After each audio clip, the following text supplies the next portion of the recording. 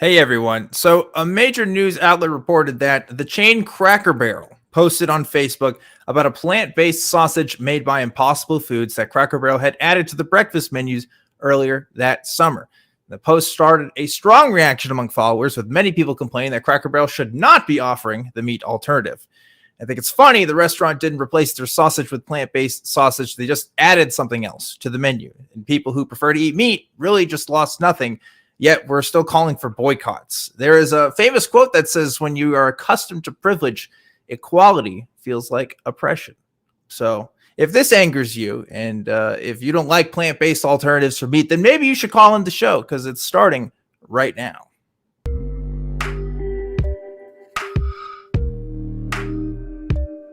Hello, everybody, and welcome back to another episode of Truth Wanted. I am your host, Objectively Dan. This is the live call-in show that happens every single week, Fridays at 7 p.m. Central Time, where we talk to people about what they believe and why. And if you'd like to call us, you can sure do that. We've got some open lines ready for you. It's 512-991-9242, or you can call through your computer at tiny.cc/call-TW. Just a quick reminder that Truth Wanted is a product of the Atheist Community of Austin, which is a 501c3 nonprofit organization dedicated to the promotion of atheism, critical thinking, secular humanism, and the separation of religion and government. And we also want to welcome our new viewers today watching on Twitter and Twitch, as well as giving some of the loves out there to our folks on YouTube. You already know what it is, what is up. And every single week, I always have a special guest. This week is no different. Joining me from the Secular Student Alliance, it is Kevin Bolling. Kevin, welcome to the program. It's great to be on with you, Dan. Thank you so much for being on here. Kevin, what is your role with the SSA?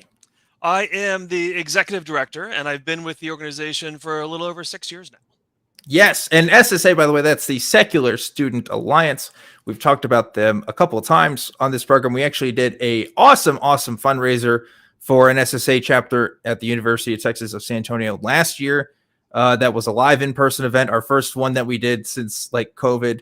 And it was really cool. And I am a happy supporter of the Secular Student Alliance because I used to be a member. I'm an alumni, baby. So I'm biased, but it is great. It is a wonderful org. And I'm happy to talk to you about it more in just a second. But before we do that, Kevin, we have to talk about our segment, our We Want the Truth segment, because every single week we are asking you guys a question or a prompt, and we want to get your answers in the comments section. So last week we asked you, wrong answers only, what's really going on at Area 51? So here is our top 3 best answers we're going to put on the screen for you. Number 3 is from Chuck Gatos, who says Area 51 is where they store the 51-star U.S. flags until Puerto Rico becomes a state, which, I could definitely see that. And maybe, like, I would imagine, too, they've got flags with less stars in case, like, Alaska starts a rebellion or maybe Texas actually secedes or something. You know, I could see that on the menu as well. Number 2 comes from Jason Sherwood, who says, what's really going on at Area 51? That is where they keep all the secret recipes, including your family recipes, which is, I love that because that sounds like your grandma's using the computer and she's worried that some malware has infected her computer and stealing her family recipes. Like that scenario, like just is real. And it's Area 51, actually, that's doing it. I love it. Really good. Our number 1 answer this week comes from Hepcat91179, who says, what's really going on in Area 51? It's where Nestle keeps their pink cows that are used to make strawberry milk and flavored syrup. And that is true. I was one of those kids that low-key thought like chocolate cows were like a thing, because I don't think they do this anymore, but Hershey's used to have, you know what I'm talking about, Kevin, right? They had the chocolate cows on the syrup, and I was too young to know any better. So just a food for thought there. But anyway, we have a new prompt for you this week. And the prompt this week is pretty funny. It is, what is something you wish you never learned? What is something you wish you never learned? I really like this prompt. I want to see what creative answers you guys have. But Kevin, I want to ask you, what is something you wish you never learned? The first thing that came to mind, and I used to, in between high school and college, I worked at a stable and we had a breeding program. And uh, so when you're looking to see if a female horse is ready to be inseminated, you actually take a long pipette that is very similar to like a paper towel roll. Oh And my God. yeah, you go in with your hand and that is there with you. And then you look through it to see the cervix. And Huh. it's their bodies are vacuums inside like ours. And so when the horse lets air out, that comes right in your face. And that's something I Wow. never needed to learn. You know what? I just decided that my answer to this question is the fact that you just told me as well. So that's a funny coincidence there, Kevin. Thank you for sharing that with me and for the Happy thousands to. of listeners at home who hopefully were not eating dinner or doing whatever it was they're doing, because that's nasty. I gotta say, not great. But you answered the prompt sufficiently, so I'll give you points for that. And Thank leave you. your comments below. What is something you wish you never learned? And we'll read our top 3 answers for next week. And just a reminder, folks, we do have some more open lines. I see some more people calling in, but we'd love to get your calls. Before we do that, though, I need to talk to homeboy Kevin over here. My boy Kevin. Kevin, what's going on, Kevin? Well, we're doing good with the Secular Student Alliance. So it's the time of year when students are coming back to school. So we've got we have high school, college, we have some a junior high, and even some middle school students. So all heading back to school. So which is great. So we're excited. The students are coming back. They're starting their meetings again, planning events. But it's that time when it's sort of like your friends who left last year, you're coming back together, and so Yeah. lots of good times, and we're really excited about that. So busy time for our staff, and getting out free supplies and tabling supplies and publicity and helping students on campus, but we're excited about that. We also have a lot of new chapters that are starting, so Awesome. so that's good. So mostly college, universities, and actually a handful of high schools this year currently starting. So we're really excited about that. And just our job, of course, is to help the students. They're deciding what they want to do on their campus and recruiting and being visible on campus and helping normalize religion. So we're just here to support them. And it's a fun time for us, but a busy time. And that's what we like. Yeah, let's talk about that for folks who have never heard of the SSA before. What is the goal of the SSA?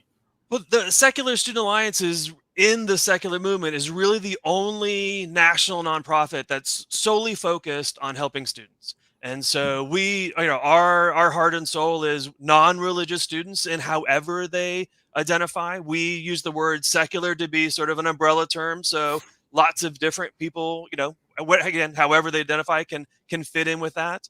But they are student organizations at their schools or on their campuses.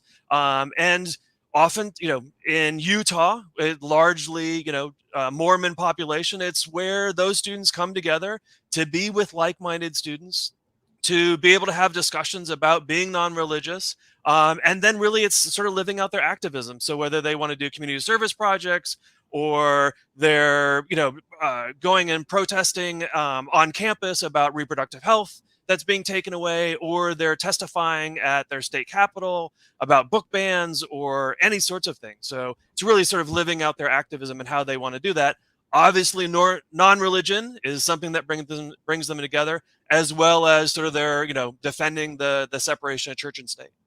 Yeah, what I like about the SSA, and you put it really well, which is like you use the word secular for good reason. It's not an atheist organization, right? It is an organization in which if you share the same values, I don't think you should have any problem supporting. I imagine there's not many Christian members of the SSA, but maybe I'd be surprised, I would say right? there's not a lot, but we Yeah, do have religious students yeah, who are members of the SSA and who come regularly to a meeting at with the chapter at a college campus, and for a large part and I think we're all a little bit familiar with religion. It's where if I'm not able to have a philosophical conversation in my religious community and feel safe, hmm our students tend to be rather knowledgeable about religion and are happy to have that conversation. And so it's not, the goal isn't to have that religious student coming in leave their religion. our students are like, let's have that conversation and have a fun conversation. And sometimes our student will, okay, which side of that argument do you want to take? Like, I'll take the other one. If you want me to be the Yeah. pro religious part of it, I'm happy to do that. So it's fun to watch the interaction and watch religious students come in and be active, because it's where they can have those conversations. And I'll also Yeah. say that a lot of our chapters are also really involved in interfaith work. And the chapter at Southeast Missouri State actually was the one who led the interfaith panel on, started it and led it on campus and invited the religious organizations to come in and be a part of it. And a big part of that was they wanted to make sure they were there and representing non-religion. Yeah, yeah. I remember. So funny story with my time with the SSA. I was like having my deconstruction in my college years, and my senior year of college. Long story short, I moved back to Waco, and lived with my parents for a bit. I finished out at a school in Waco, but there was an unofficial SSA chapter at Baylor University. And first of all, I didn't even go to Baylor University, but it's just funny to have an SSA at Baylor because if you're not familiar with Baylor, it is the largest Baptist university, I think, in the United States. Definitely the biggest in Texas. It is like the largest private school in Texas for sure. They tried to be, they call themselves the Harvard of the South. They really want to have that sort of intellectual veneer, but it is like the expensive Christian private school, right? And to have an SSA there that wasn't recognized by Baylor is, first of all, funny, but also just shows that the SSA was just like, yeah, sure. I mean, I remember my time, if we had ideas for projects and stuff, the SSA was willing to send us money to do stuff and to help us out anyway, because like we existed, we were on campus and we had opinions on things. And so one of my only regrets in college is that I wish I kind of deconstructed sooner so that I could have done more stuff with the SSA. Honestly, I only got to do it for that 1 year, but it was such a great part. And something you mentioned too, was sort of a safe space for me. A lot of people use the phrase safe space in a derogatory manner, right? It's like, oh, it's this place where people don't have to have their ideas challenged. But if you're a non-religious person, especially if you're living in Waco, Texas, okay, trust me, you're getting challenged like every day. It's like, just your existence is a challenge on a campus like Baylor. So it's like, yeah, having a space where you can relate and talk to and share in struggles with other people my age, that was a good gift for me, and I'm very thankful that the SSA was there for me in my life. And I'm sure there's lots of other students from the SSA that could share very similar stories to that. Yeah, every year we're obviously more and more alumni and more students who have been involved in the student organizations on campus, and we just love that. So our goal is we want them obviously to stay involved as you are with the organization. But also we want them to get involved in the other secular movements and with whatever is their passions in their life. So yeah. Yeah. Let's talk about that. What are some of the stuff that some of the students have been getting involved in? You mentioned a few things already. So yeah, so some of our students in Missouri are actually working with some actual legislative training and going and testifying on the state capitol. In Texas, we've had actually the students at Austin were protesting on campus and working in coalition with other students. The Texas with the new abortion rules was looking at decreasing reproductive health services on campus, and our students were like, no, you're not doing that. So holding the campus accountable and wanting to make a pledge that they're going to continue with that. We've have a lot of students in Florida. Pick something to react to in Florida, just as fast as they can crank it out, whether it's race or LGBT students or all sorts of things happening in Florida at the moment. And then the other side of Texas, from San Antonio, West Texas A&M, the last fall, the president canceled a drag show that was happening on campus, which was a fundraiser for the Trevor Project, which helps with LGBT suicide prevention and counseling. And it's a great program. So some of our students were involved in that, and they're actually currently suing the university. Breaking free Texas public schools, Texas, the state of, and of course our Constitution, all preserve the freedom of speech. And so the president, in doing that, cited multiple issues of his religious belief in canceling that program. A student program on a public university. So yeah, Right. so our students are involved in lots of different things, and we continue when they're interested in something, as you sort of mentioned, we sort of do everything we can to support that, so that they can be active on their campuses and in local communities. Yeah, I really like that because I don't know what I like again is and not to like again I'm biased. I was a part of this organization. Okay, I'm gonna talk nice things about it. But one of the things I did like it was the encouragement of student leadership. Right, like there were suggestions I remember from saying stuff we could do, but the onus was always on students to get stuff done and to like make things happen. And I just really like that. I think that was I was not a part of the leadership team, but I just remember seeing that with the folks that were there on my campus and were really making stuff happen because they were, they just rolled up their sleeves and got it done. They were the first ones to see there's an issue on campus. So they were the first ones to come up with the plan on how to deal with it. And I think that's really cool. Yeah, and a big thing of the entire purpose of the organization is leadership development. So Mm. when you're leading a group, when you're leading a group and, group dynamics and leadership development, communication, marketing, publicity, planning events and those sorts of things. So all of that comes, and hopefully through this process, we're, students are leaving college as more well-rounded, more knowledgeable, and hopefully, more involved in their civic community and better leaders as they're going into the community.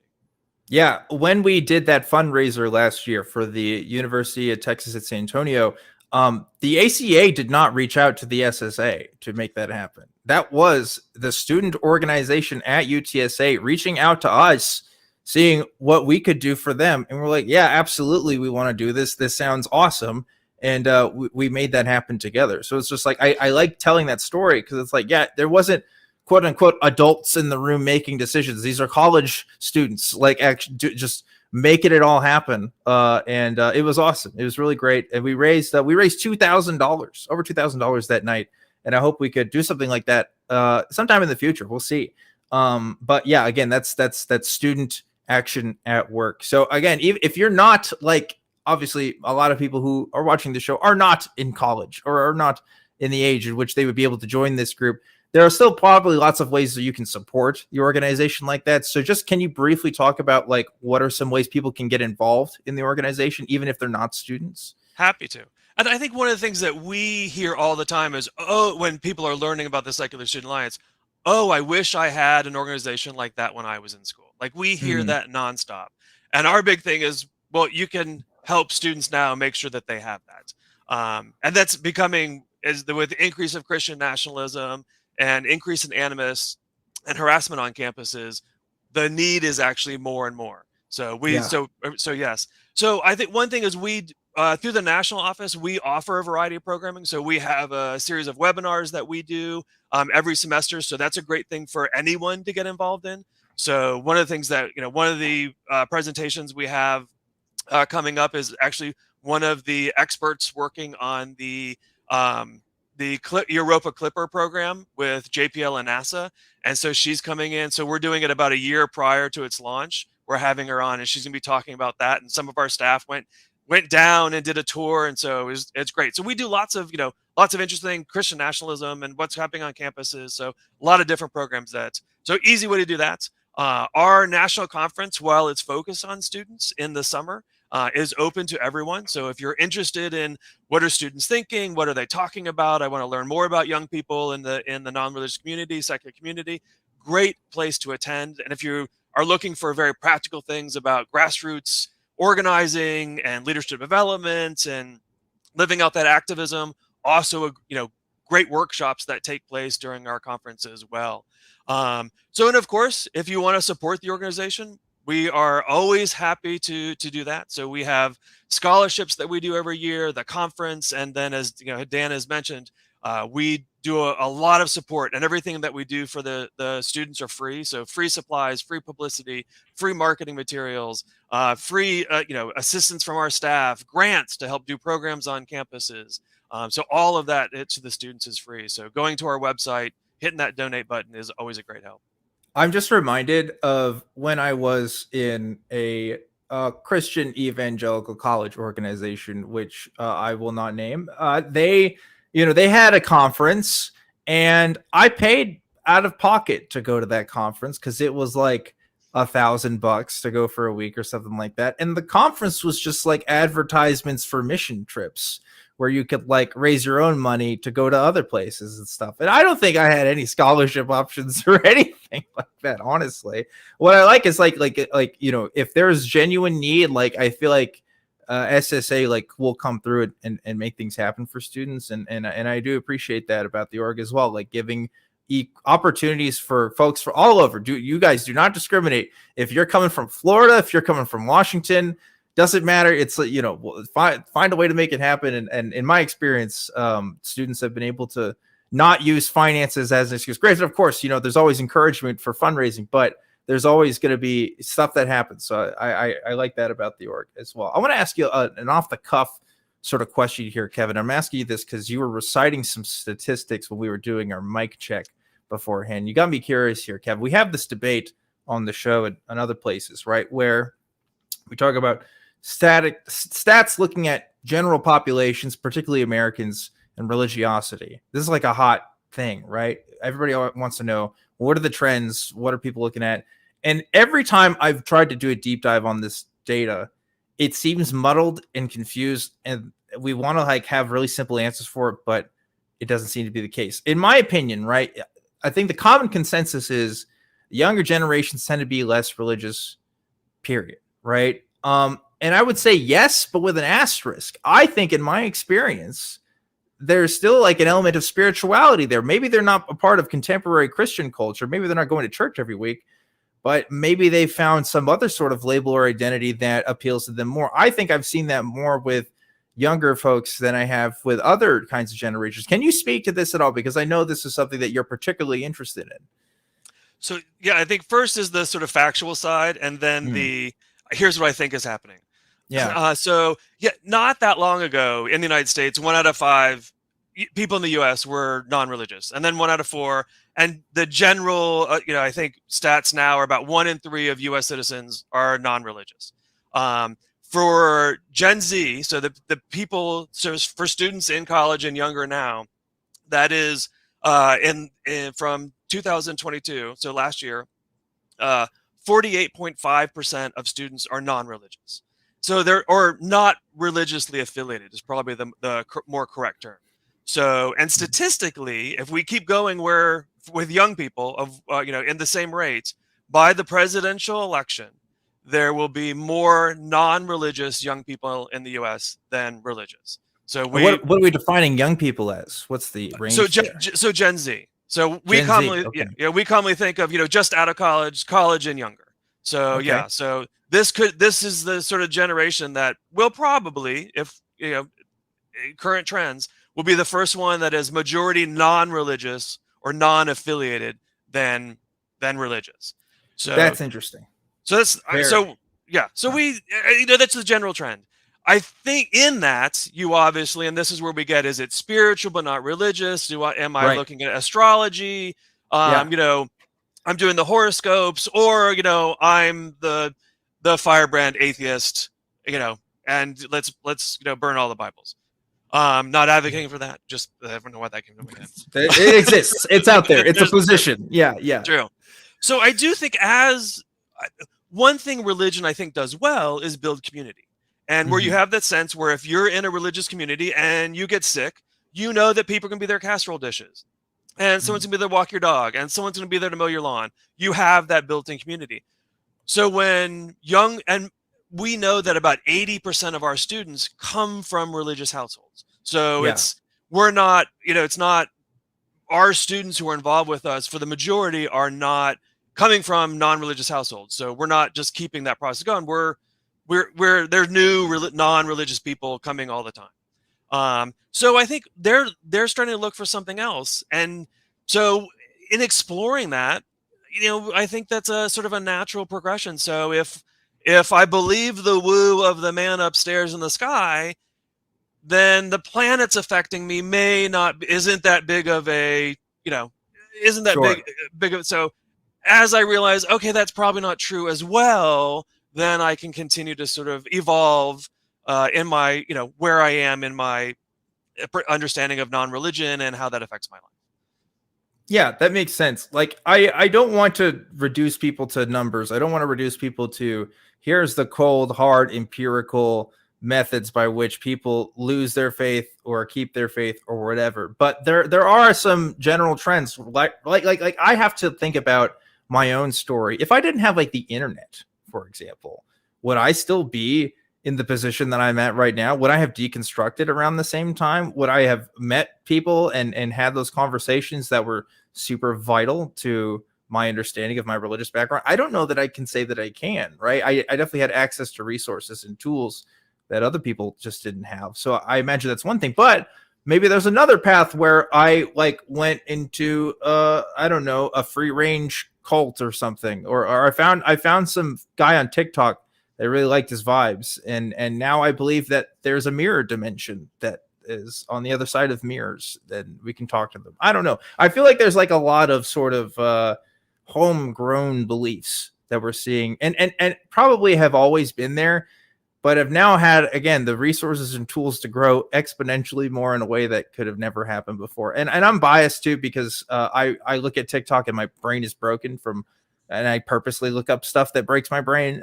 So I know that's a factor, but it seems to me that a religious identity may not even be as big of a deal as it used to be for younger folks. It may be like the question of whether you're a believer or not may just be as, I don't know, weird as saying like hair color or something. Like, it's just going to be such a whatever sort of thing for younger folks that it's not going to even matter in future conversation. I feel like that's the general trend that I've been seeing. I don't know. I'm speculating at this point, though. It's just my opinion. What do you think, Kevin? No, I do think for students today, younger people today, they, for the most part, they really don't care if you're religious or not, or non-religious. Yeah. Like, Yeah. I think I do think that's become less and less and less important. And I think as one, I think, to the amount of information that we have access to and the internet. So our world just grew, tremendously as far as what we could be, experience. So, and I think that goes, people who, if you know a gay or lesbian person, then you are going to be more accepting. If you know someone who's trans, you're going to be more accepting. If you know someone from a different race, you're going to be more accepting. If you know someone who's non-religious and you come from a religious community, you're going to be more accepting. So by broadening our perspective with the amount of information that we have access to on the internet, that's, I think, allowing that. I think the interesting thing that we continue to see is younger and younger students are realizing the superstition and becoming more non-religious. So I think the fact that that's happening younger is interesting. And again, I think the internet helps with that. I think it used to be the magic time of college. So, you're away from your hometown, you're away from your family, you're away from the same people that you went to school with. And now there's people from all over the state or all over the world who you're interacting with in lots of new circles. And so that was the sort of information, overload, perspective change. And now, the internet makes that, I think, happen so much quicker in good. And I think also in the culty, down the rabbit hole of white supremacy or the black web in the wrong way. Right. No, and that also probably contributes to why we see socioeconomic differences in religious belief in this country as well. Like atheists, for example, tend to be more college educated, right? And it's like, why is that a thing? Is that because I don't think it's literally a smartness thing. I think it's just literally a privilege thing, right? It's just like an access thing that I imagine if I didn't have my college education, again, I just wouldn't have the same beliefs that I have now, right? And with the internet, you're kind of you can kind of look at anything, it's really putting college tuition to I don't know, it's making people rethink that whole equation. But point is, we're getting to a point in the show where we should move on and take some calls, Kevin, because this is a call-in show. So I want to talk to some folks on the phone. Would you like to talk to some folks with me? Sounds great. Okay, let's do it. Before we do that, though, I do have to thank the patron of the week, because every single week, Kevin, I always thank the wonderful folks on our Patreon, tiny.cc/PatreonTW, the folks who make this show happen. Thank you guys so much for donating. All of that money goes to the ACA. I do not receive a cent of it, nor does Kevin. nor do any of our volunteers. But it helps make shows like this happen. So thank you guys so much for donating. This week's patron of the week is I Heart Dogs, which is just a great patron name.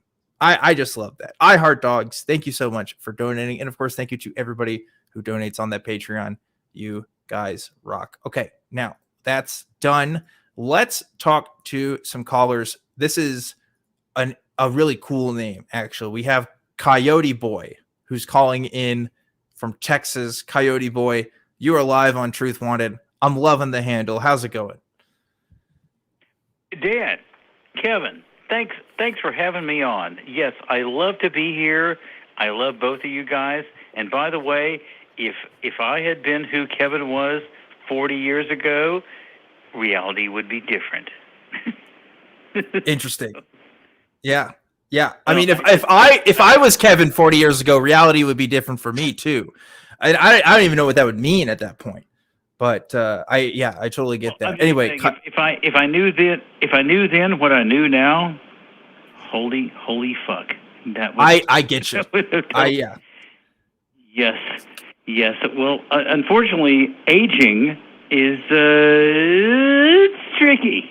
It's tricky. So here's what I called in about. What are your notes say about what I called in about? Okay, well, I'm glad you asked. I'll tell you what the call screener wrote. This is what they wrote. They said that you wanted to talk about a recurring popular mythology that's been popping up called the Parable of the 100th Monkey. And I'll be honest, I have no idea what that is. So maybe you could explain to me what that is. Well, it's been an enduring bullshit mythology for like 50 years now. Okay, I'll make this really brief. Some Japanese scientists were experimenting with macaque monkeys on an island outside of Japan. There are a lot of islands outside of Japan. And when they showed the monkeys that they could rinse the sweet potatoes off in the water, they liked that. And then once a certain critical number of monkeys discovered that they could rinse sweet potatoes off and make them more edible, other monkeys on other islands figured that out. So it's a consciousness connection thing. You see where I'm going here? Yes. Now, okay, so here we go. I found the Wikipedia article for it.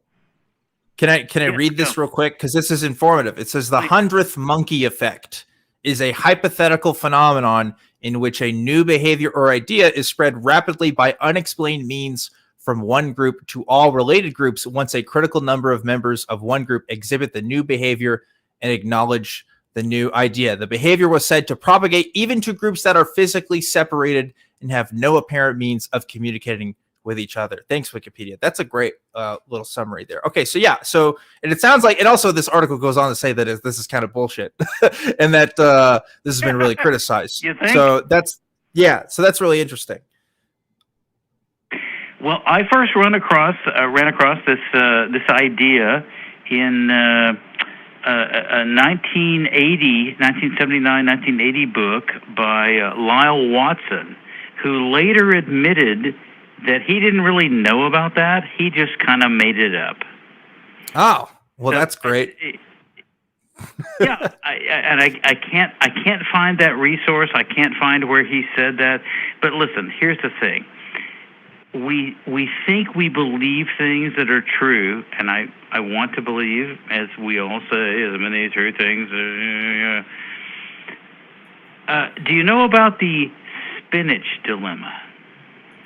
No, we're talking about monkeys and we're talking about spinach. I don't know what's happening here with this call, but I'm just going back to believing what you think is true. Do you know that spinach was once given 10 times its iron content? I believe it because if there's one science that's been consistently bullshit, it's nutrition science. I feel like nutrition science changes every year and nobody can have a consensus on anything. So I believe that was a fact at one point. Yeah. That's a good answer. But what I'm talking about is it was told to us that it was a decimal point error. And no, now we found out later it was just bad science. It just didn't get the accurate result. So here's my point. Let me go back to the original point. Yeah. Sometimes what we think is true might not be true. Yeah. I mean, you're right. And look, let's talk about this. And I want to bring Kevin into this conversation.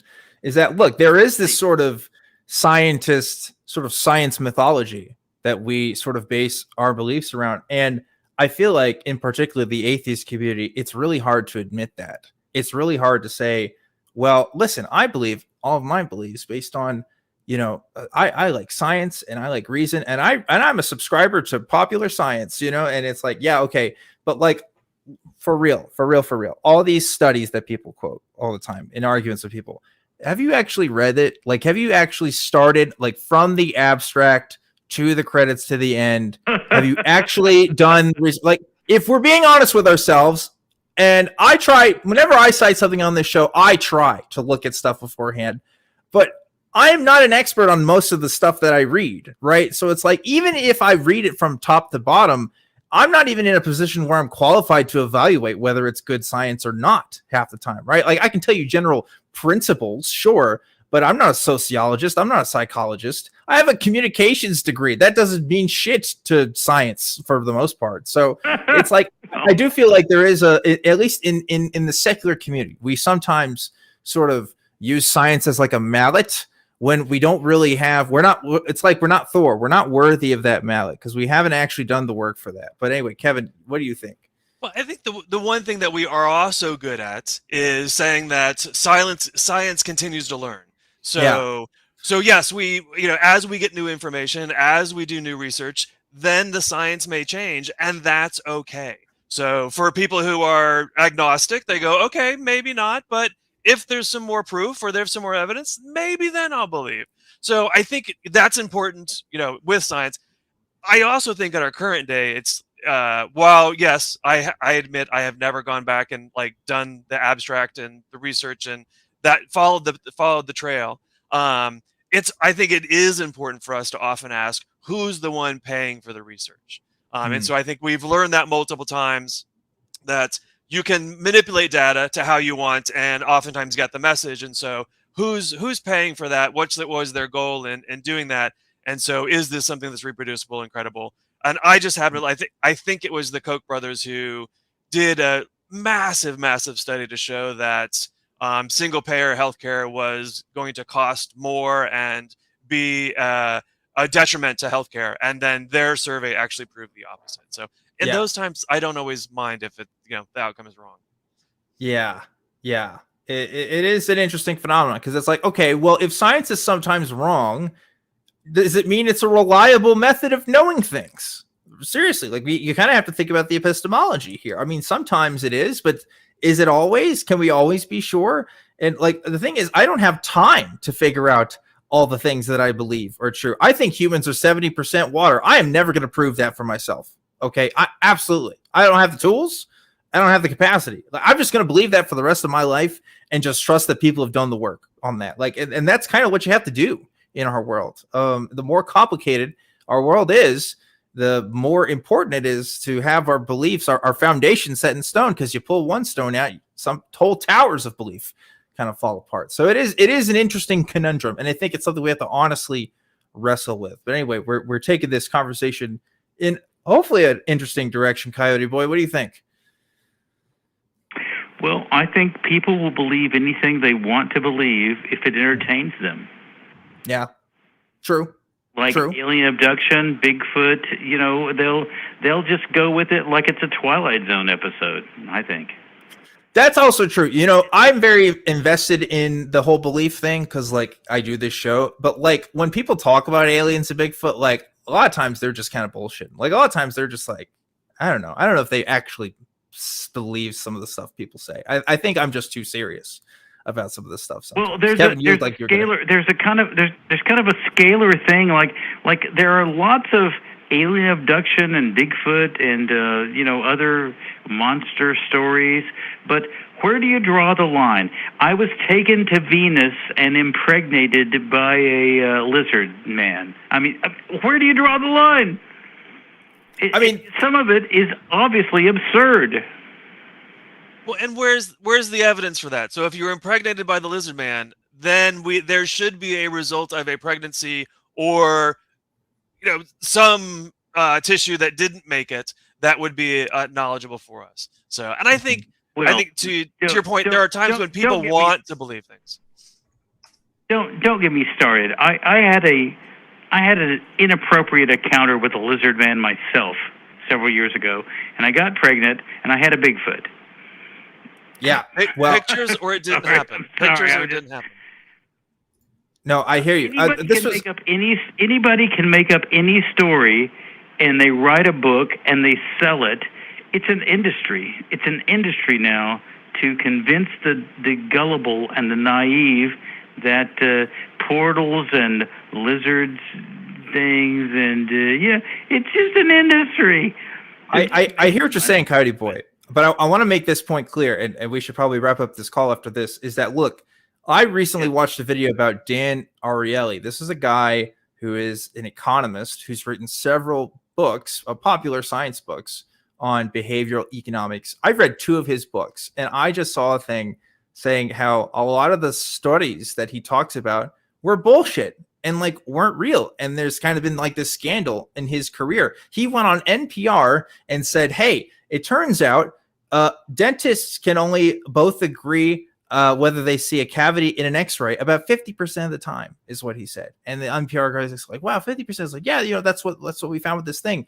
And suddenly the people who are actually qualified to talk about this, aka dentists, called in and said, hey, this is actually dumb and this is BS, and there's a huge backlash on it. And this guy has had a career since then. I mean, he's somebody who has been respected in scientific communities and still peddling BS. Yeah, is it being pregnant by Venus monsters or whatever? No. But it comes with a veneer of credibility by saying, look, I'm a person with a degree, and here's a study I'm citing, and yet the truth value is just as false, right? It's equally not true. So I don't know. There's something to be said about the veneer of acceptability when it comes to sciences. Is there a line to be drawn on some stuff? Sure. But that doesn't mean that the stuff that sounds more credible is more credible either. It's very complicated. I don't even think it has to be credible anymore. Go ahead, Kevin. So there was a new study out that more people believe what Trump says, and than they do than their family and friends and even their priest and pastor. So they're discounting everyone just to believe that. So you have to willingly be gullible, open that up, the gullibility factor to do that. Yeah. It's true. I think we got to wrap up this call here, Coyote Boy. Thanks so much for calling in, though. Appreciate your contribution to the show. The parable of the 100th monkey, or the 100th monkey effect. That's such an interesting thing. I now know a new thing, and I can sound smart at parties and say, this seems like a case of the 100th monkey effect, which, hey, it's that intellectual veneer, right? That's what I'm talking about. Before we move on to some other callers, though, we have a brand new, exciting way that you can support the ACA. And I have a video to show you on how to do it. So we're going to play that for you right now. Have you ever wanted to make a permanent impact on the atheist community of Austin? Help support our space for free thought by buying a custom engraved brick to be laid on the building grounds to help raise funds for improvements. Our building has stood as a beacon for years, bringing people together. But 3 years of emptiness due to the pandemic have taken a toll, leaving it in disrepair. Help us restore this hub of connection and support by buying a brick. Moses had his stone tablets, but we're doing our own version. Join our brick fundraiser and let your engraved messages stand the test of time, minus commandments. Visit tiny.cc/ACA bricks for more information. Yes, we are putting some money into fixing up the building, folks. Obviously, right now, I'm doing the show from my home. But look, we still have computers and stuff that actually stream the show at the building, and we're still doing live shows at least once a month at the building, and of course, all the other events. So there is a reason to invest in the building, especially if you ever come down to Austin, you want to see the brick yourself. that's something to look forward to, right? So just another way for you to support the ACA and what we're doing. So check it out and see if you can do that. But if you can't, there's other ways you can support the ACA, like our merchandise. Have you guys seen some of the stuff that we've been putting on our stores? Because we got t-shirts, we got mugs, we've got hoodies, we've got all the stuff. This month's shirt is a really good one. It's saying, if the earth was flat and it put its pants on, would it put it on that way or put it on the other way? It's kind of hard to describe in audio form, but if you see the picture of it, it is a pretty funny shirt. So we're committed to, the funny shirts at least once a month. This will be the monthly exclusive. So check that out if you haven't already.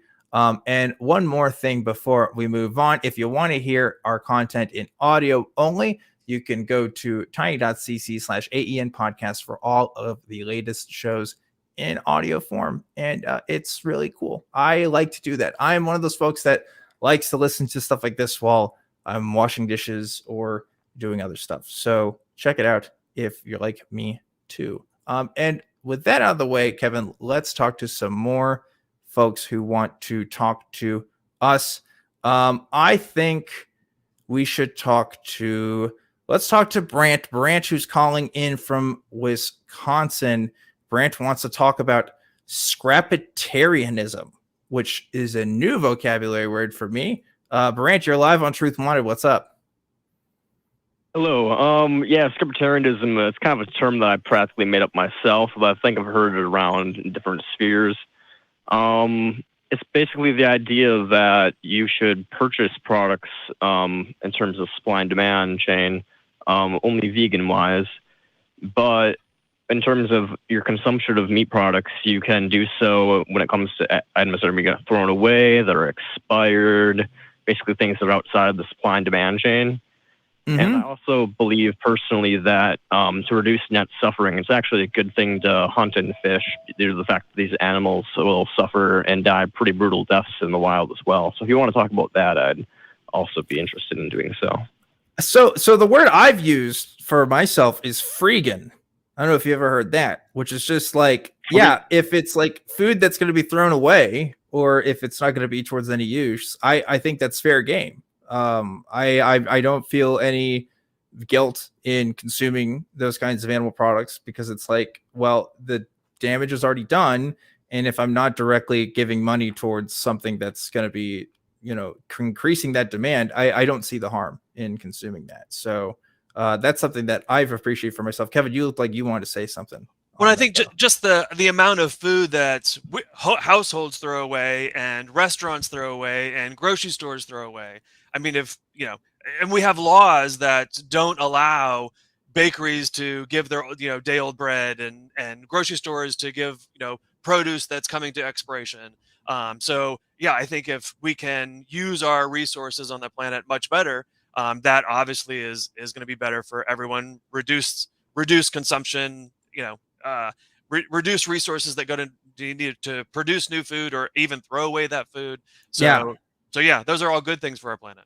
Yeah, so I think we're all on the same page there, Brandt. Let's talk about your second thing there, though, which was this idea that hunting and wilderness sort of crafting, I guess, is still ethical. I would, obviously I'm sympathetic to the vegan worldview, as I said, and we talked, for some reason, we had like a bunch of people talking about veganism on the last 2 episodes of Talk Heathen. And so I guess a lot of people figured out for the first time that I'm vegan. But since we're talking about it here, I think that's a contentious claim with other vegans. There's a lot. In my experience, there is not a consensus amongst vegan communities about what actually to do, how to handle wild animals. There's obviously some that support some kinds of practices, for example, spading for invasive species, for example, right? That seems like a good idea. But then there's some that say, well, we shouldn't even be touching animals at all. Why should we be in charge of how they live their lives and mutilating their bodies for human interests, right? There's a lot in my mind to be left up in the air, and I don't know if I've landed one way or the other when it comes to that position. But maybe you can tell me more about why you have your position, Brandt. Yeah. Basically, I'm a negative utilitarian or pain. I subscribe to negative utilitarianism or painism, which is very similar to the idea of negative utilitarianism. Yeah. So when it comes down to it, I basically just take into account the experiences of beings and specifically their pain. And I don't think that death is a bad thing due to the fact that it's just a transition to a lack of sentience, a lack of experience. So death can't be bad. Dying can be bad, but all things are going to go through that process eventually. And given predation and parasites and stuff like that, it's not going to be very blissful in the wild. So I basically just am coming from a pain assessment point of view rather than a rights approach, because I basically think that animals are constantly violating each other's rights. People are constantly violating each other's rights. If we really took rights seriously, we would constantly be in a conundrum of like basically just being stationary and not being able to even move a muscle without risking violating something's right. So from my perspective, I just assess pain, and I think that hunting and fishing are a valid form to get protein while also reducing net suffering in the wild. All right. Kevin, what do you think? I'm not a hunter. I am a meat eater, and so yeah. So I also think people who eat meat should know the system and know where their food comes from. So yeah. So there's a woman. I'm in a community garden, and she has quail, and she's like, "Would you like me to help me cull the quail?" And in my head, no, I really wouldn't like to do that. But I said yes, because if I'm eating chickens and other poultry, I should know how that's done. So as a non-hunter, I would think, and I like your example of pain, but I would think a good hunter would better at a shot, a quicker kill. I would see that as a good thing. A bad hunter, I would think, could inflict a lot more pain than relieve pain. Yeah, there is that too, right? Hunting isn't always a guarantee for how you alleviate pain, right? And I'm sure any hunter can tell you a story of how they didn't quite get a clean kill. I know this not as a hunter myself, just growing up in Texas, right, where it's just like I know people who hunt. It's kind of a thing. But another thing I would consider with this position, first of all, I think I would agree with the idea that and this isn't sustainable, but if everybody on Earth could subsist by hunting rather than farming, and we can't do that with the population that we have, but if it were possible, in my mind, that seems to be more ethical, because we do farm over too much, and we do cause a countless amount of suffering towards animals. And the worst part of it is not all of them even goes to our food. Sometimes we have a breakout of mad cow disease, and you just have to kill a whole population and cut their lives short. And another thing with farming is, of course, particularly like cows and pigs, for example, you are cutting off their lives significantly to what they would be, normally live to. Not to say that hunting doesn't do the same thing, but there's a bit more variable, right? Like with farming, it's like, no, you get to live up to here, and like that's kind of it. So there's pros and cons to this approach. I think if somebody's out there living off the land truly, and they're subsisting themselves, I have way less of a problem and have way less of a thing to say about it than the folks who are just like, oh, well, I have to do this way because I have to, and this is the way I've always lived, and I can't possibly question the way that I consume products, and they buy the same shit at Walmart every week, right? Like that's like, to me, just totally different planes. But anyway, Brandt, what do you think? I basically agree that, yeah, like when it comes to the animal's death, if it's not a clean kill, you are going to be manifesting a lot of pain in the world, which is a bad thing. But I do think that, like, in terms of the animal's entire lifespan, you would be probably reducing net suffering on the whole. Painism, though, would basically say, I mean, that's the difference between negative utilitarianism and painism. Is negative utilitarianism would basically say that, like, what you're saying is really is invalid because of the net reduction of pain. And painism would basically say that, like, no, what you're saying has a really valid concern because from the animal's perspective, it's really intense, essentially, the suffering. Another thing that I want to consider is, you said sustainability being a factor. I guess we could completely live off of a plant-based diet without having any meat consumption whatsoever. But for the demand, I would say that, like, there's going to always be a demand, especially in the legal markets, that hunting could be a way to satisfy that demand properly. And I'm also an antinatalist. I've been on the show before, so I don't really think we would have issues of sustainability given if antinatalism does hopefully take off. Under my perspective, I say hopefully.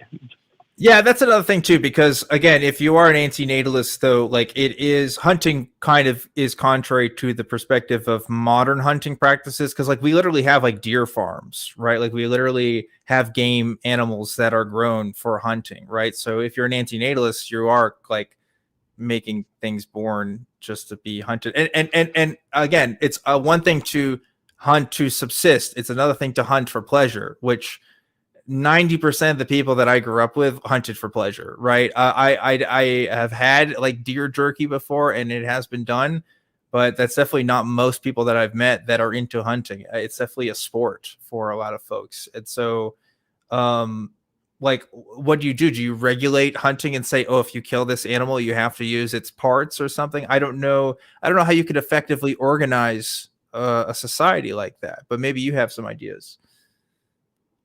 Yeah, I mean, I feel like I don't really take account intentions. I mean, I think intentions are kind of good to understand like future projections of like how people will interact with the other individuals and if they'll end up causing that pain on accident or purposely. Yeah.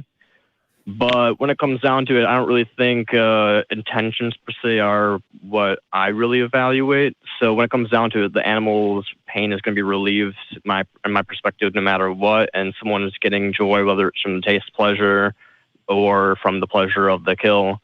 So either way, it's an unnecessary pleasure due to the fact that we can get the protein sources from plant-based products. So the way I look at it is not much of a difference from my perspective on if it's a trophy kill or if it's a kill for the taste of the jerky.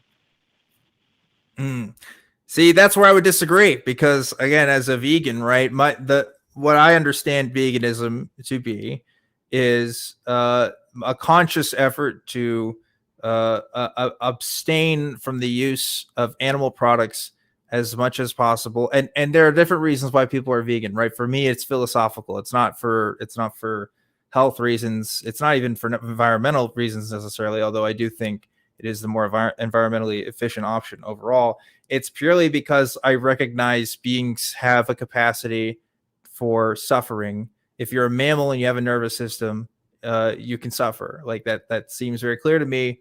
There's evolutionary evidence for it. And it's just how the world works. And so like, I want to try to alleviate that as much as possible. So that's that. By saying like, oh, it's okay for hunting or we shouldn't consider, hunting for sport as something as a net negative, to me, I would disagree. I think that has to be, if we're following a vegan philosophy, right? Even as a meat eater, I think there's a big difference between trophy hunting and going out and raising animals to kill animals, or having a farm in Texas where you can go out and shoot, or even going out and use a deer that you're not, in the wild that you're not going to use. I think those, I guess I should say I guess I should clarify when it comes to like what I meant by trophy hunting. I guess I should clarify as an antinatalist, I do think we should put an end to like government incentive programs to like have our tax dollars go to like breeding animals and stuff like that and for hunting purposes. So it would be cool if sport hunting of wild animals that aren't brought into existence by humans, but I wouldn't be for sport hunting animals brought into existence for that purpose. Yeah, which is unfortunately like what happens, right? It's like game animal. Well, it depends. Some are considered invasive species. Like for example, in the hill country in Texas, right? You have a lot of deer elk. Wait, no, that's not the term for them. I'm mule deer. Excuse me, mule deer. There we go. Mule elk. It's mule elk. I don't know my animals. Point is, they are considered an invasive species every year. And so basically people have like free range to hunt them for like parts of the year. But it's like, if we really wanted to effectively eliminate the population, like hunting would not be the way to do it. Like there's lots of other ways. I mean, you could basically commit genophage, right? You could like make sure that they don't reproduce anymore, or you could do these other things. But like there is a viable enough industry there that people will want to hunt and people will keep it there. So even though they fall under invasive species, my point in saying all this is that there's always going to be loopholes, right? There's always going to be people whose interest is in this for the sport of this stuff. So I'm very pessimistic as far as like how we could make positive hunting incentives, because I feel like it's I don't know. I would rather abstain from the whole practice, right? If I can sustain and live on a plant-based diet without having to do any of that, that just seems like the better option for me. I don't know. No reason to just start hunting now, right? And even as a meat eater, I acknowledge that a plant-based existence is going to be better for the environment, more sustainable. So probably a lot less suffering for people just in general. Yeah. Anyway, Brandt, that's all the time that we got for this call. But I appreciate you calling in on this topic. Thanks so much for sharing your point of view. And I did not write the cold open today about the Cracker Barrel plant-based stuff. And I was like, I knew because I was going to read it. And I told Kevin this. I said, we're going to get at least one call about veganism because of this. And we did. I don't know if you called in because of that, Brandt, but there you go. So it's the hot topic as of late. And now you can go and get your plant-based sausage at Cracker Barrel. That's right. Yeah, totally. So that's a thing for all you Cracker Barrel fans out there. But I will say, if you're the kind of person that goes on the Cracker Barrel Facebook group to complain about plant-based sausages being offered on the menu, like I'm sorry, you're a loser. I don't use that term lightly. You're just the definition of a loser. I don't know. Your priorities are not straight. You need to touch grass, go do something. Cause like, man, that is just not where you should be putting your energy. But anyway, that aside, I want to tell you guys quickly about some more ways you can support the ACA. Just so you're aware, of course, we do have super chats and we are accepting them and we will read them live on the air as long as what you've written is YouTube appropriate, of course. So if you want to make me say something funny, or maybe Kevin, if Kevin's down for it, sure. Give us some super chats and we'll be happy to do that. Another way is something I already mentioned, of course, is through Patreon. Again, there's different tiers for that. You get your name shouted out during the show if you donated. So thank you to the folks who donate on Patreon, and check that out if you'd like to support us. And lastly, you can also support the show by becoming a member. You get emojis in the chat. If you do that, your name gets highlighted in the chat and you will be immune to the slow mode, all for as little as 99 cents per month. Again, that's for the YouTube channel. If you can become a member on there, if you're someone who watches the show live, that might be something that's pretty useful for you. So check that out. One other thing, if you are in the Austin area, this is actually, is this the old promo? Wait, we're not in, it's September now. I got the old information. I don't know. There it is. Sunday, September 24th. There, thank you, crew had the right slide. I had the wrong notes. If you are going to be in Austin Sunday, September 24th, we have a live taping of Talk Heathen and the Atheist Experience for you to see. Doors open at noon. And so check that out. Of course, all of our shows are free to attend. So information on that is on the website if you want to go to that. Links, of course, are always in the description. Okay, let's talk to some more people, Kevin. This is a show about talking to people. So let's talk to some people. We got Arlindo. I think it's Arlindo calling in from the UK. Arlindo, you are live on Truth Wanted. What's up? Oh, hi, Dan. How's it going? Hi, Kevin. Hello. All good? Hello. About UFOs. Hi, hello. UFOs. I love it. We're giving Kevin the full Truth Wanted experience here today. And it's good. I always love it when this happens. So, Arlindo, tell me about UFOs. What do you got? Yeah, basically, in my life, I've seen about 5 UFOs because I'm always looking up at the sky. And I'm an amateur astronomer. I own a telescope. And a few years ago, me and my wife saw a UFO, and it was the weirdest thing I've ever seen. And I want to see what you guys make of it. Now, I'm not jumping to any conclusions. I'm not saying it was an alien spacecraft or anything like that. But when I describe it, I want to see if you guys can picture it. And hopefully, if you can tell me what you would think if you were to witness this thing. So basically, when I first spotted it, it was like a plane on fire. I thought it was like, a plane was about to crash and it was on fire. And suddenly, and then I said to my wife, "Are you seeing what I'm seeing?" And she goes, yeah, it's weird. And it wasn't making any noise. It was completely silent. And the trail of flames suddenly disappeared, and it formed a perfect circle in the sky. And it was flying quite low. And basically, it was like yellow-orange and quite luminous. And suddenly, it began to gain altitude. And I said to my wife, "Look, can you see it? It's gaining altitude, and I don't want to lose it." So I began to point at it, and as I point at the object, it suddenly dimmed its light, and it became see-through, and I could see clouds through it as it was flying, and it was completely silent. But there was like a pale outline, and to this day, I don't know what I've seen. So I'm wondering if you have any thoughts on it, if there's some kind of secret military craft. These are some of the things I began to think about, trying to work out what I'd seen in my head. Here's the problem with UFO calls on this show.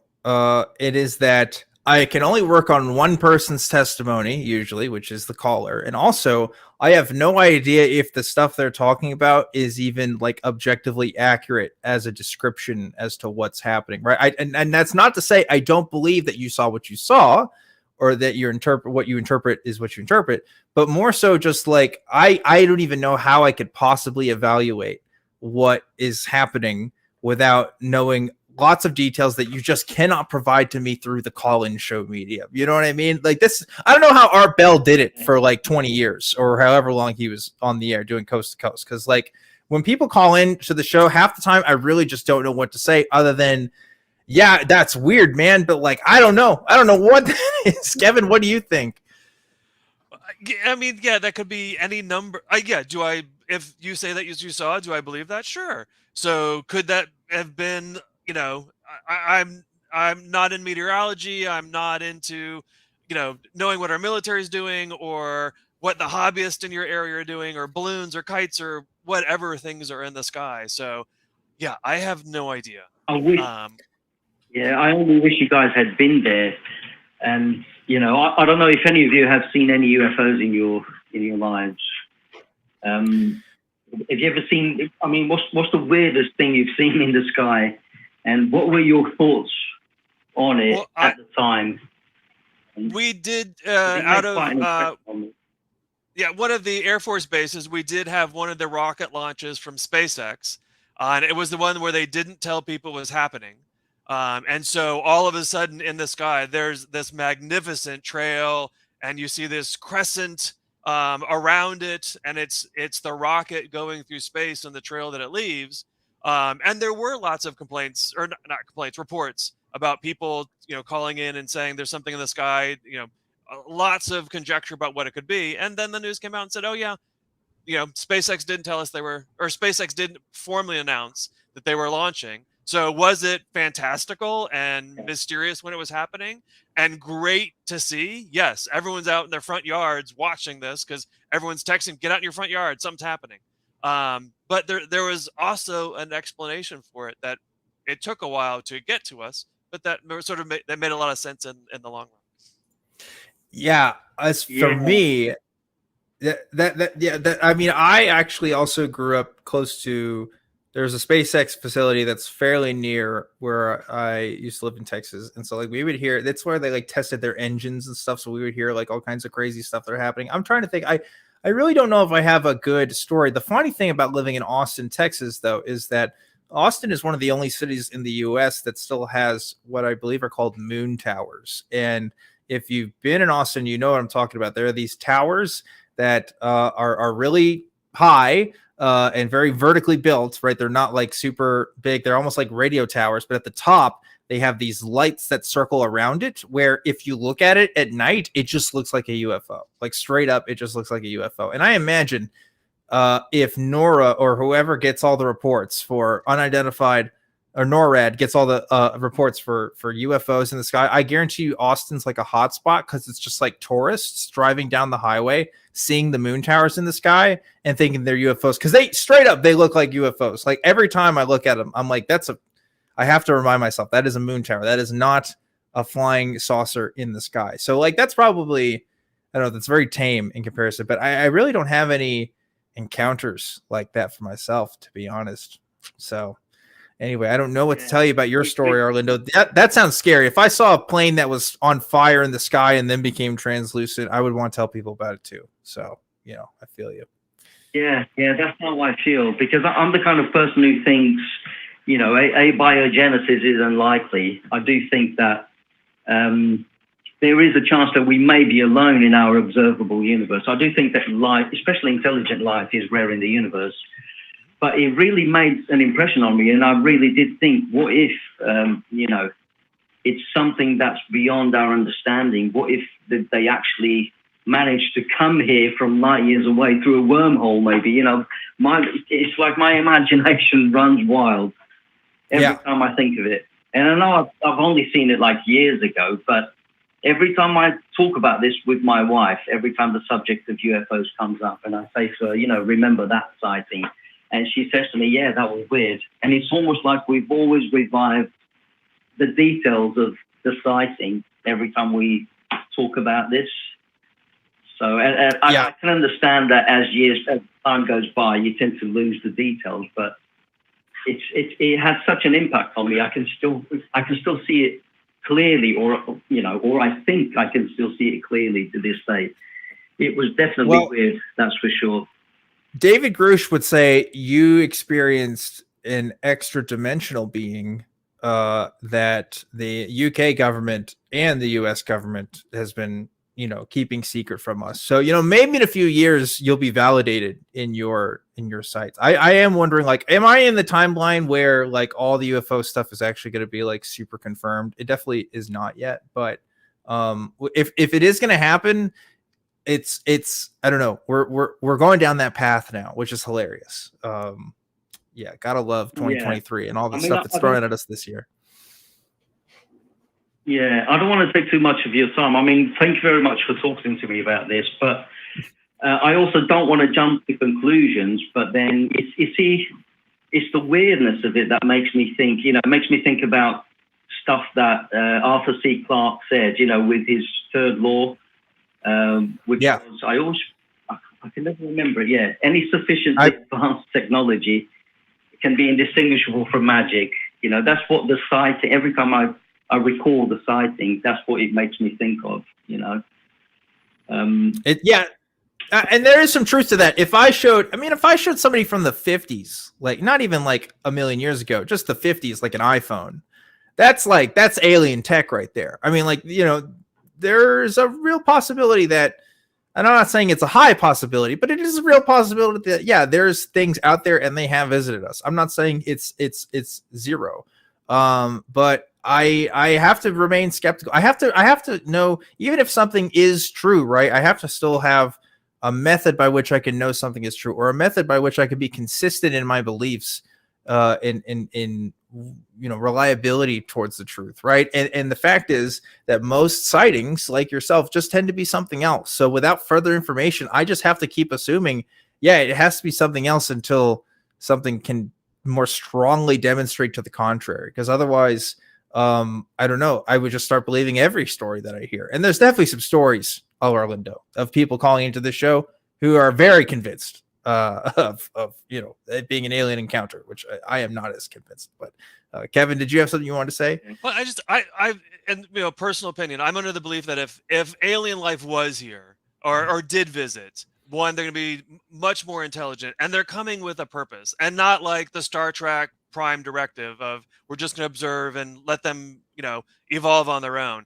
They're coming here for a reason, and to the fact that we haven't been wiped out, we haven't there hasn't been major damage, catastrophe. I can't even say the word.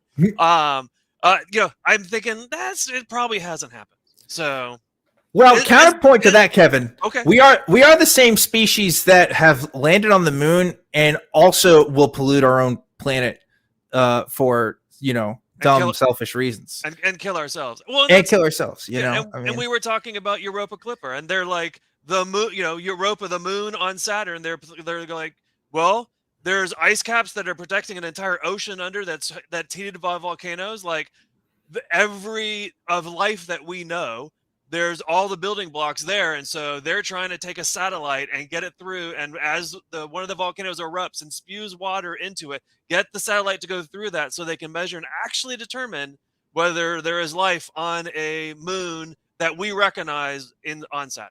So yeah, it's I get it. That would be cool. I hope more comes from the Europa stuff. But Arlindo, I will go ahead and let you go. Thanks so much for calling in and sharing your story with us. I appreciate your perspective, even though you sound just as skeptical about the events as we are. It obviously still affected you, and there's a reason why you're still talking about it today. And there's something to that. There's something about the human experience that, I don't know, keeps stories like that alive and makes shows like this fun. There was a lot that happened in that experience. Like, it wasn't just the flames. It was, and then right. Like, there was a lot there. There's a lot going on. Yeah. So I don't know what's going on in the UK, but their alien stories are different from ours, clearly. So pull out the cell phone next time and photograph it. Yeah, maybe Doctor Who was up in the air doing some stuff. I don't know what was going on there. But before we move on here, Kevin, I want to let folks know, if you like the show or you didn't like the show, you can let me know either way. The email is truth@atheist-community.org. You can also reach out to the ACA. It's tv@atheist-community.org.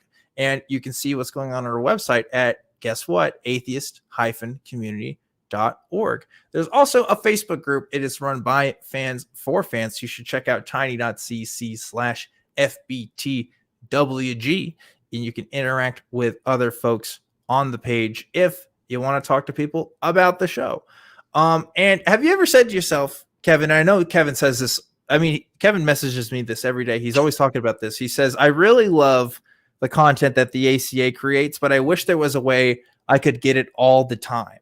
And I say to Kevin, well, you know, I've got you covered because we actually have 2 24/7 live streams that you can peruse. There's AXP TV, which delivers a constant stream of the atheist experience. And we also have one for Talk Heathen that talks about all the Talk Heathen clips. And for Atheist Experience, we're talking about 26 seasons worth of shows. So I guarantee you there's stuff in there that you haven't seen, and probably true for Talk Heathen as well. So check that out and see some hosts you never heard of. Talk to some folks on the chat. There's always folks on those live stream chats as well, if you're just, you know, hanging out and you're bored. So look at that if you are interested. And hey, we had a super chat earlier that I did not read, so I need to read that. And we have another super chat. So let me get to that one. First one is from Kelly Laughlin.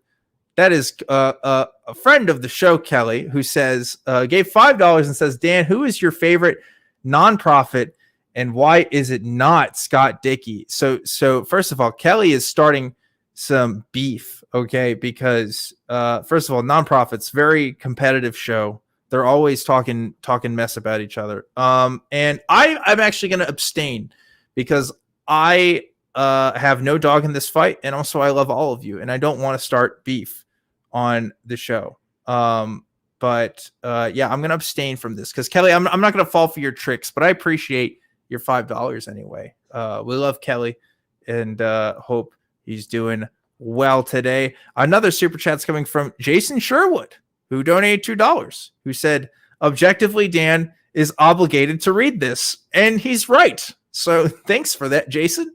And thank you to everybody that supports the show in all the various ways. You guys rock. Kevin, you got time? We got time for one more call today? Sure, sounds good. Okay, let's do it. We'll do one more call for tonight's show. We have Tim, who's calling in from Texas. Tim, you're live on Truth Wanted. What's up?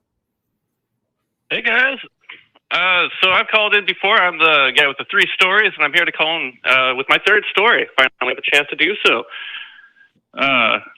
So I'm just going to jump straight into it. Jump straight into it, Tim. You got this. So this one, it starts out with me in a dream, and I'm standing on top of a building. And I'm about 5, 6 years old at the time. And I'm looking down at in real life, when I had this dream, I was like 5 or 6 years old. Anyways, So in the dream, I'm standing on top of the building and I'm looking down and I'm thinking that's a really long fall. That would really suck if I and all of a sudden fall. Mm. And as I'm That's the falling worst. towards the ground, I'm starting to like brace myself for impact. You know, I'm about to hit the ground. Oh, this is gonna suck. And then I finally hit ground. And that actually wasn't that bad. And I look up, start looking around, and I realize, like, oh, I just fell off my bed. Oh, all right. Well, now I'm on the floor, and I'm staring at my closet. And I notice that there's a light coming in from the bottom of my closet. And I'm thinking, oh, I left my light on in my closet. How dumb of a... Wait. I don't have a light in my closet. And so now I'm just staring at my closet, this light coming in from the bottom of my door, and I'm just trying to figure out what is going on. And then the door opens by itself. And now the room, like the closet, my closet is like this wall of bright light, white light, but yet my room is still dark. I don't know how to explain it, but it's just like there's a bright light, but not like my room is just dark. And there is a silhouette of a figure. The best way I can describe it would be Slender Man, but this is like years before Slender Man was ever a thing. All right. Okay. All right. Of like the long arms, long legs, limbs, whatever. And now I'm just staring at it like, am I actually seeing this? And my first thought is, I'm going to stand up and say hi, I guess. I don't know what else to do. And so I start to stand Weird up, first thought. I'm going to be honest with you, Tim. If I thought I saw Slender Man in my closet, my first thought is not going to be, hi, how do you do? Just run. Yeah. Very true.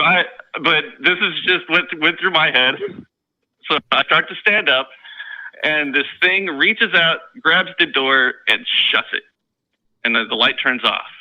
And I'm standing, like staring at my closet door, and I go over and I open it, and it's just my door. It's just my closet. Like my stuff is just thrown in there randomly, like it was before. Okay. And I just close the door and walk back to my bed, go back to sleep. You're one of those people in the horror movie who's the first one killed. Yeah. Yeah. That's right. Probably. Yeah. That's probably. Yeah. This is the premonition. This is the premonition that you get, Tim, that you're like, a few years from now, you're going to be at like a vacation house and you'd be like, oh yeah, I remember when I was a kid, there was this thing that happened to me where I thought I saw the Slender Man, and then like the Slender Man's going to come out and kill you. Like that's 100% going to happen. So I'm sorry I had to be the one to break the news, but I've seen too many movies. I know how this is going to go down. So it started off very poltergeist though. Was some poltergeist vibes in there. Yeah. And then, transition to Slender Man. Yeah. Yeah. Which Slender Man, you don't want that in your movie. I don't think you can escape the Slender Man. I think he's like going to keep following you. I think that's like his whole spiel. Like a poltergeist, that's like local to the area. You know what I mean? You can move houses. You can't move away from Slender Man. He's going to find you. So sorry, Tim. Don't know what to tell you. And I don't live anywhere near where that happened anymore. So if it is there, it's staying there, hopefully. Doesn't stop Slender Man. Slender Man knows how to use a phone book. Oh. All right. He's smart. Ooh, this is true. Yeah. He's on TikTok. He's watching stuff. I don't know. I'm just making stuff up. But Tim, I'm glad at least when you called in about this story, you're not one of those people who is like, you know what? I had this dream and this ultimately has to mean something about my life. And I can like take something from this and attribute it to reality. And sometimes a dream is just a dream, right? And like, I feel like that's what you're putting out here. I don't know. You haven't like given me any words of wisdom from your dream or anything, but. Well, the whole reason I'm kind of doing this, like I tell you stories to begin with, is because they're, like, in my opinion anyways, dreams so real that you confuse them with reality. Like, while you're having this dream, you believe it is actually happening. And if you don't realize it's a dream later on, then you could possibly continue to believe that this thing actually happened. So that's kind of like the way I look at it. But as long as you can admit that it could be a dream, could have been a dream. Yeah. Yeah. Maybe we're all just butterflies dreaming that we're philosophers. I think it's Socrates that said that. Very well. Or maybe we're philosophers dreaming that we're butterflies. or in an infinite cycle or something, or we're just in a simulation, or we're just part of an alien sort of experiment. I mean, there's a million things we could be, to be honest. I don't know if we'll ever know, but it's fun to think about. And I don't right? know how we can know. I don't know either. No, but I don't know. Tim, I appreciate the story. I'm glad you got through 3 stories on this show. It's almost like one of those books or something. Like it's one of those, like, I don't know. You did like a bit on this show, which rarely happens, where you said you're going to call in again about another thing, and then you actually did it. You know how few times that happens on call-in shows? How many people are like, oh, next time I'm going to call in next week about this, and then they never do. But you did it, Tim. You followed through. So gold star. Gold star for that. Well, thank you. Now Tim needs to get a brick on the walkway. That's right. You can get a brick on the walkway that says, "This is for Tim's dreams." Yes. Oh, that's awesome, Tim. Well, Tim, I do appreciate you calling in. We're gonna wrap up the show here, so I am gonna let you go. But thanks so much for that. And we are coming towards the tail end of Truth Wanted. I want to be thankful and give thanks to my wonderful guest today, Kevin Bolling, for being on the program today. Kevin, thank you so much for joining us. And I hope that we get to have you again on the show. If people want to know where they can find you at, where should they go? Sure. Yeah, and love being on the show anytime. So the Secular Student Alliance, easy to find us. Website is secularstudents.org. Of course, we're on Facebook, Instagram, Twitter, TikTok, you name it, we're there. So if you're a student and you're interested in getting involved, want to know more, just send us an email. We have a little free student membership. You can click on start a chapter, find out more information. Our staff will call you, contact you, and help you with everything that they can do. And if you're a donor, please also go to our website. And you want to help secular students, you want to help non-religious students all across the country, go to our website, find out more about what we're doing, programs that you can be involved in, and of course, feel free to hit that donate button. Yeah. And folks, we aren't going to go away just yet. I mean, we are ending the show, but if you're watching this live, we sometimes do an after show, and Kevin said he's got a few minutes to spare, so we are going to go to the Discord right after the show for just a few minutes.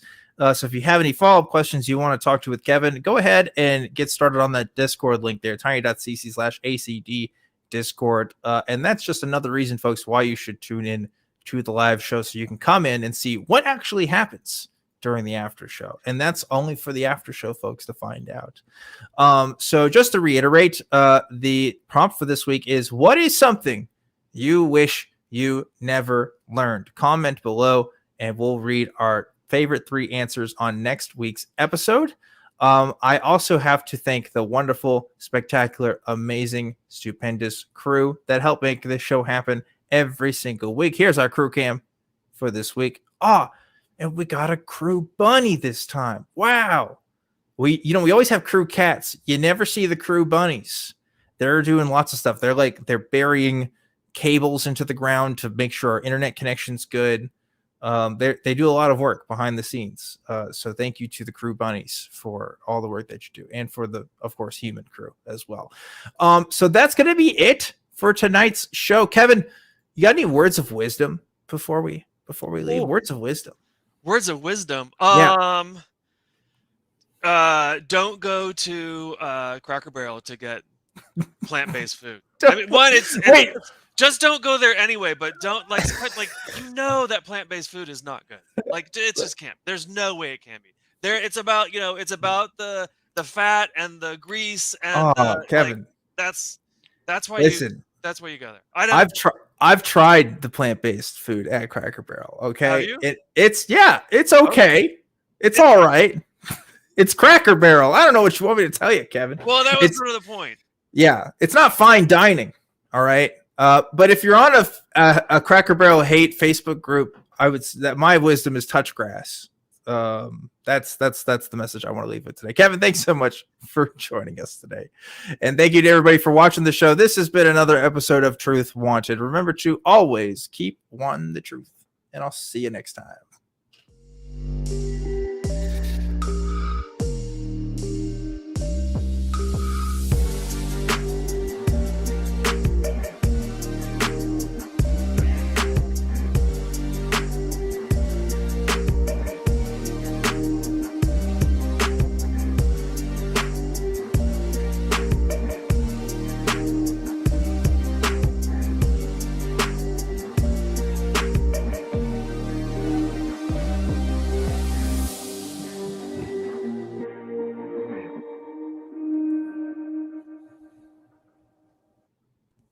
Watch the non-profits and join the hosts in the live chat. Visit tiny.cc/ytnp.